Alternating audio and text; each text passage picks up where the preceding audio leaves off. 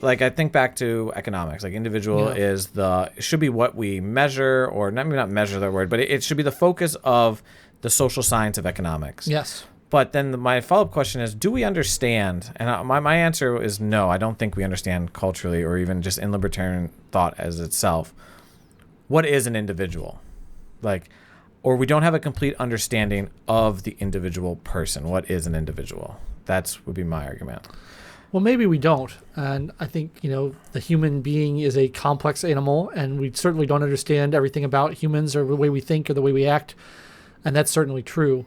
And, in economics, they have a thing called methodological individualism, which I think is very important. And I think that's what you're getting at, is where when you're analyzing a situation from an economics point of view, you realize that individuals are the only things that act.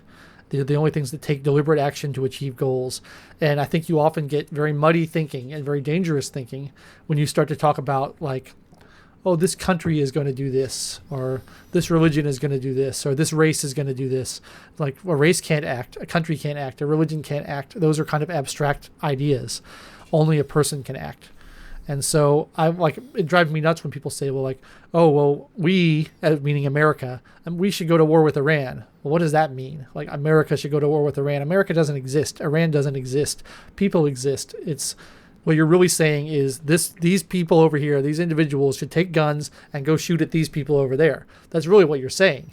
But by saying America should go to war with Iran, you're saying it in a way that sounds nicer and sounds more congenial and doesn't sound like, oh, well, that's not so bad. Whereas if you say Joe needs to shoot Ahmed in the face, that sounds a little worse, but it's more accurate. And it's the same thing with immigration. Like, we always say, we have a right to protect our borders. Well, what does that mean? Like, who's we? What is our borders? It's so vague. What it really means is Farmer Joe in Texas has a right to stop Jose from coming across his land. That's what it comes down to. Or does he? Or is it government land? Is it public land? Like, how does that work? When you talk about it in terms of individuals, it's easier to think clearly, in my view. Whereas if you talk about these vague we and our and countries and nations and religions and political parties, that doesn't really mean anything to me. Yeah, I think I agree with that on the point of we often ignore the individual for the collective, and that causes a lot of problems with policy, with how we treat people, with how it can lead to a lot of bigotry, or when a lot of bad first impressions when you walk by someone on the street and you judge them based on some collective that you've already grouped them into.